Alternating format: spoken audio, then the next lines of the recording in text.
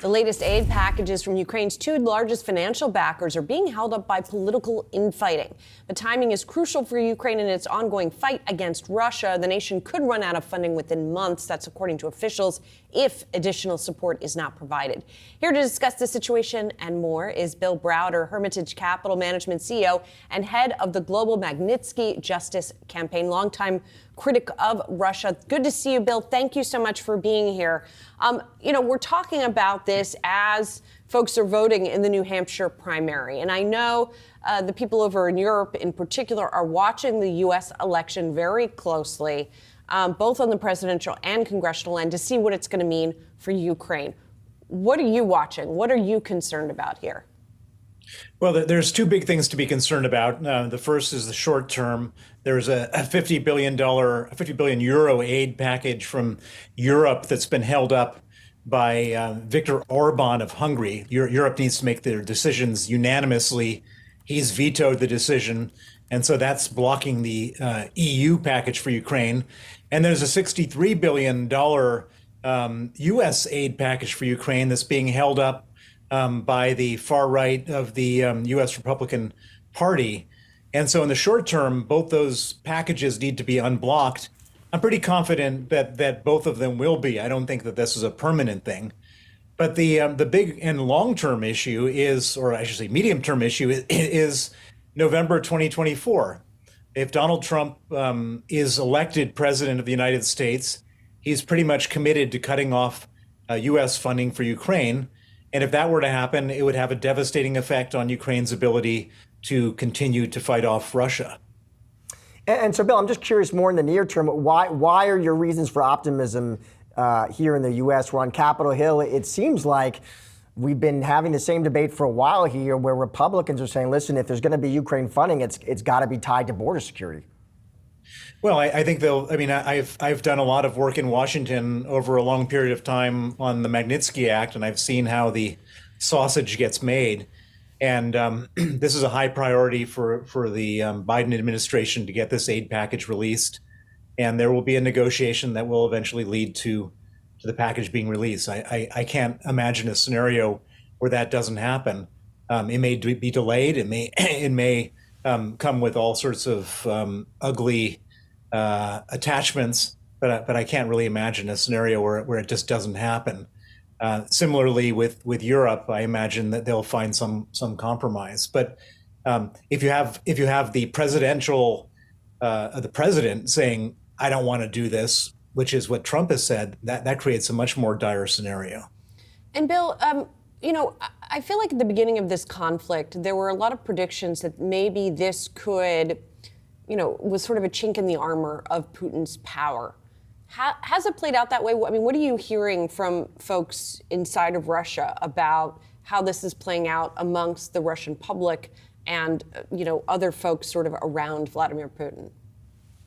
Well, we shouldn't forget that this war was supposed to be won by Putin in 3 days. He was supposed to be marching in with his, with dress uniforms and people putting flowers on the tanks, and that didn't happen. And we're now coming up to the 2-year anniversary of this war. Putin has lost literally all of the original soldiers who started in this war. There are more than 300,000 dead Russian soldiers. They've lost 95% of their tanks. And the economy is in a state of disarray. They've reallocated resources to the military. And so heating systems all across Russia are blowing up, and there's people in desperate cold in Novosibirsk and other cities. The Ukrainians are hitting Russia with drones and bombs in different places, fires burning out of control in oil terminals.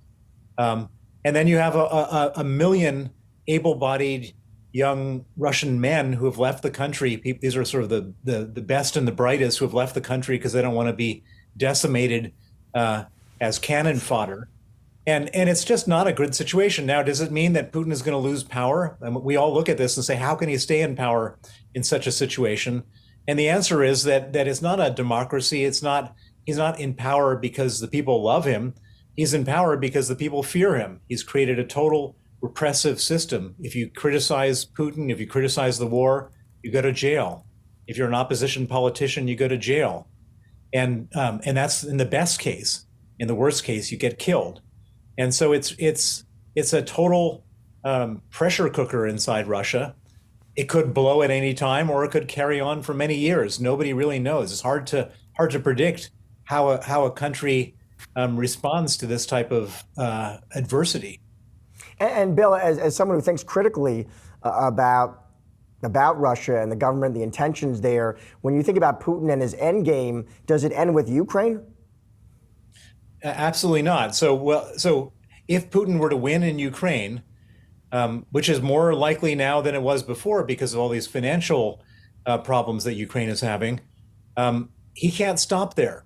His whole purpose of going into Ukraine was not because he needed Ukraine or wanted Ukraine. His purpose of going into Ukraine was to create a foreign enemy, start a war, and distract any kind of anger that would there be towards him, towards a foreign enemy. And if he wins in Ukraine, he's got to keep it up because he's now in a sort of wartime footing. And they've said it very explicitly. Putin and other people have said it, that they're going to move on further west. And that means Poland or the Baltic countries, Estonia, Latvia, and Lithuania. And if he moves west, then we have a much bigger problem than we have right now because those countries are members of NATO. And NATO is an organization, one for all and all for one. And that means that we then have to go to war with Russia. Or even worse, we have to then abandon NATO and let Putin take over the rest of Europe. Either way, it's effectively the beginning of World War III. And Ukraine is the one thing standing in between us and that, which is why it's so important that the money flows to Ukraine to let them fight it out without the single loss of an American life. Bill, lastly, I want to, if we can, put all of this aside for just a moment. I am curious, I know you're still managing family money, at least at Hermitage. I'm just curious where you're seeing opportunity right now as all of this is going on. You look at emerging markets, are you seeing any good opportunities?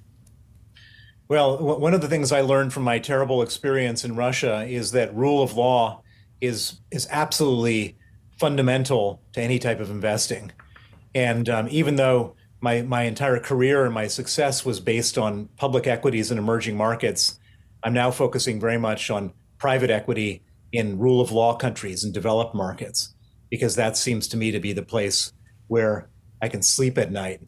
And that doesn't mean that the prices are particularly good, but what it means is that when you look at a business and look at a situation, you know that whatever happens to your company and your investment, you get to keep it at the end instead of someone trying to steal it from you, which is what often happens in emerging markets and particularly happened to me in Russia. Bill, thanks so much for joining us today. Really do appreciate your time and insight. Thank you.